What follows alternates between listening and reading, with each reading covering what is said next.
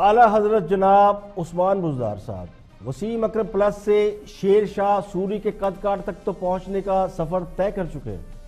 اب لگتا ہے ان کی اگلی منزل مغلیہ خاندان کے خطابات پر ہاتھ صاف کرنا ہے۔ تو ذل سبحانی اتفاق سے نہیں بلکہ آئینی اور قانونی طریقے سے پنجاب کے وزیر داخلہ بھی ہیں، لیکن چونکہ اکبر بادشاہ بھی کم عمری میں بادشاہ بن گئے تھے، انہیں بھی کئی سال شہنشاہ بننے میں لگے اور اکبر اعظم کا خطاب حاصل کرنے میں لگے۔ تو کبھی کبھی یوں لگتا ہے کہ جتنی اچھی گورننس بزدار صاحب کر رہے ہیں، کہیں وہ وزیر اعظم کے متبادل امیدوار ہی نہ بن جائیں، کیونکہ ان کی صلاحیتیں قریب قریب ویسی ہوتی جا رہی ہیں۔ اور یہ بادشاہوں کے یہ انداز ہوتے ہیں کہ وہ رعایا کو کچھ نہیں سمجھتے۔ افسر بھی وہ لگاتے ہیں جو صرف انہیں سلام کریں، یعنی پولیس افسران کی فوج ظفر موج صرف ان کا اپنا خیال رکھنے کے لیے اور فرشی سلام بجانے لانے کے لیے۔ اس لیے تو وکلا پیدل مارچ کر کے یعنی گھنٹوں لگا ان کو وہاں سے ہاسپٹل پی آئی سی آنے تک، اور ڈاکٹروں کو چھوڑ انہوں نے مریضوں کو پیٹ ڈالا۔ پولیس موجود تھی، پولیس تماشا دیکھتی رہی، کیونکہ کوئی افسر نہیں تھا، کوئی کمانڈ نہیں تھی، کوئی کنٹرول نہیں تھا، وہ گئے ہوں گے صاحب کو سلام کرنے کے لیے۔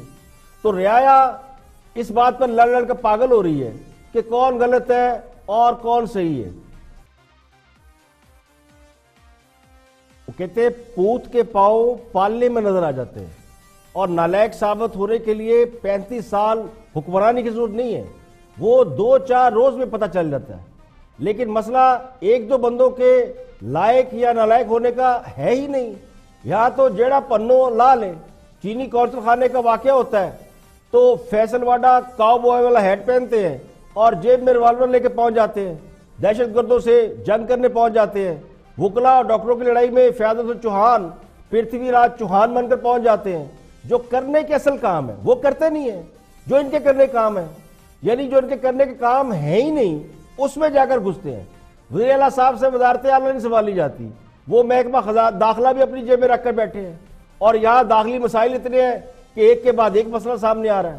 تو مسئلہ پوائنٹ سکورنگ کا بالکل نہیں ہے، مسئلہ قابلیت کا ہے، ایبلٹی کا ہے، اور 35 سال قابلیت کرنے میں اگر لگا دیں گے تو پھر ہمارا تو اللہ ہی حافظ ہے، یعنی کون جیتا ہے تیری زلف کے سر ہونے تک۔ حکمران جماعت یعنی حکمران جماعت کو چھوڑیں، لیکن کوئی بھی حکمران ہو اگر وہ حکمرانی کے قابل ہو تو ہی سے 35 سال ملتے ہیں، نالائق ہو تو 4-6 مہینے فارغ ہو جاتا ہے۔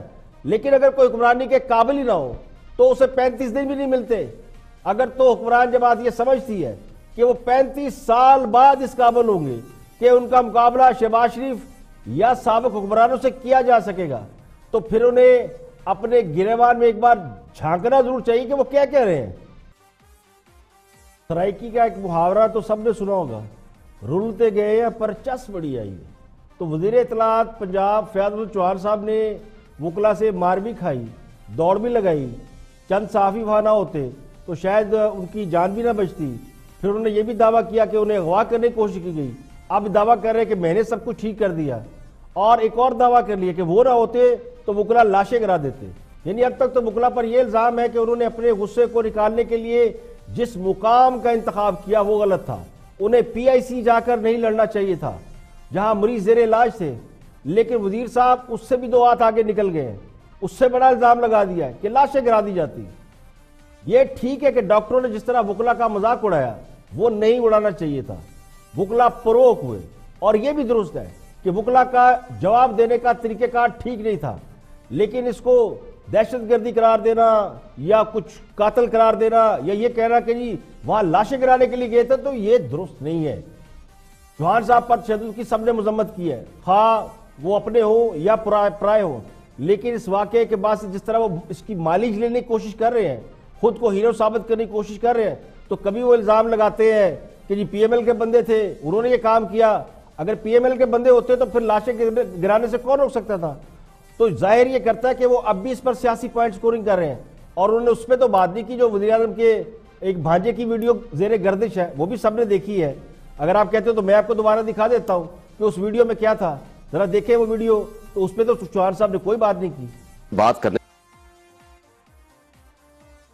پہلی بات تو یہ کہ ڈاکٹروں اور وکلا کا جھگڑا ہونا نہیں چاہیے تھا۔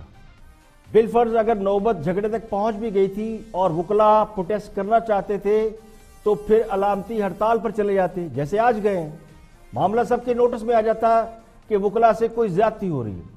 فرض کریں اگر ڈاکٹر یہی کام کرتے اور ایک جتھے کی صورت میں جاتے, ڈنڈے لیتے, سوٹے لیتے اور وکلا کو مارنے کے لیے یقینی طور پر کسی عدالت میں گھس جاتے, تو پھر کیا ہوتا؟ کیا اسے اچھا سمجھا جاتا؟ سبھی کہہ رہے ہوتے کہ اداروں پر حملہ نہیں کرنا چاہیے. وکلا اس بات کو جسٹیفائیڈ نہیں کر سکتے کہ انہوں نے پی آئی سی کا انتخاب کیوں کیا. حکومت کا فیلئر اپنی جگہ پہ, پولیس بھی ناکام رہی, انتظامیہ جاگتے ہوئے بھی سونے کی ایکٹنگ کرتی رہی, لیکن جو فرسٹ ریئیکشن آیا اس میں اسی کو وکلا گردی کہا گیا, اسی کو وکلا گردی سمجھا گیا. یہ تو ہم سبھی کہہ رہے ہیں کہ یہ چند وکلا ہیں, یہ سارے نہیں ہیں, سب وکلا ایسے نہیں ہیں, نہ ہو سکتے ہیں. لیکن پھر بھی ایک جو پرسیپشن بلڈ ہوا کہ یہ ہماری نسل ہے, نئی نسل, اور یہ بار الیکشن کا کوئی ایشو تھا, اس میں اپنی طاقت کا مظاہرہ کر رہے تھے, کچھ اور بھی, اب کوئی بھی وضاحت دے, لیکن اس میں گناہگار وکلا ہے جس کی وجہ سے آج دل کے امراض والا ہاسپٹل بند پڑا. کتنے لوگ جو گئے ہوں گے ہاسپٹل, کیونکہ روز کسی کو تکلیف ہوتی ہے, اور اگر بر وقت ڈاکٹر علاج نہ کرے تو ہارٹ فیل ہو جاتا ہے, مر جاتا ہے مریض. تو مریض رول رہے ہیں یا مر رہے ہیں. یہ تو 3 لوگ آن ریکارڈ تھے اس واقعے میں جو جان سے ہاتھ دھو بیٹھے, وہ الگ ہے جو اس کے بعد اس دنیا سے چلے گئے ہوں گے. اس پر بھی اگر وکلا سمجھتے ہیں کہ انہوں نے جو کچھ کیا وہ ٹھیک ہے, تو بڑے احترام, بڑی معذرت کے ساتھ ان سے میں اتفاق نہیں کرتا. آور ہوئے, اس کی تو جتنی بھی مذمت کی جائے, اب تک تو میرا خیال ہے کہ ایمرجنسی نافذ ہو جانی چاہیے تھی. جس طریقے سے آج ہاسپٹل پہ حملہ کیا گیا,